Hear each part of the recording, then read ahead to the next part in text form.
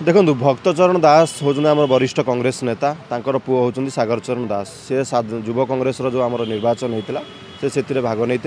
45,000 vote पाइक से द्वितीय स्थान ग्रहण करते। सर्वभारतीय आम जो युव कांग्रेस सभापति अच्छा बीवी श्रीनिवास जी से निष्पत्ति ने प्रथम स्थान में जी थे रंजित पात्र प्रेसिडेंट कले और सागर दास कृष्ण महांती को वाइस प्रेसिडेंट कले। निश्चित भाव यह गोटे स्वागतयोग्य पदक्षेप और युव कांग्रेस सचोट सिपाही हिसाब से आम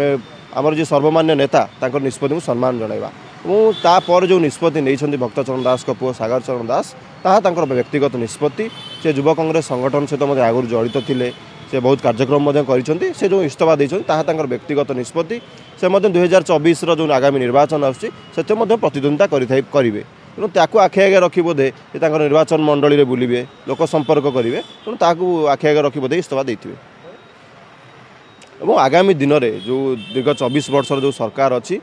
विजु जनता दल सरकार और केन्द्र में पाखापाखि 9 वर्षर सरकार अच्छी भारतीय जनता पार्टी युवक मानक से अवहेलित भाव कर रखिंट राष्ट्र जो पुंजी युवपीढ़ी तांको से निजुक्ति दे पारुना ओडिशार शिक्षित युवक दादन खटिया बाहर को जाऊँगी ओडिशारे निजुक्तिर सुजोग सृष्टि हो पारना ओडिशार जी युवक से ओडिशारे निजुक्ति न पाई सुरट जाऊँगी दादन खटिया ये जो समस्या गुड़िक अच्छी युव कांग्रेस एकत्रित भाव गोटे समूह नेतृत्व में लड़ाई कर 2024 साधारण निर्वाचन में युवक मानकर जो अवहेलित स्वर अच्छी तार निर्णायक भूमिका ग्रहण कर युव कांग्रेस और युव कांग्रेस युवक मान स्वर को नहीं लड़ाई कर 2024 जो सरकार परिवर्तन हो यार प्रमुख भूमिका नब युव कांग्रेस।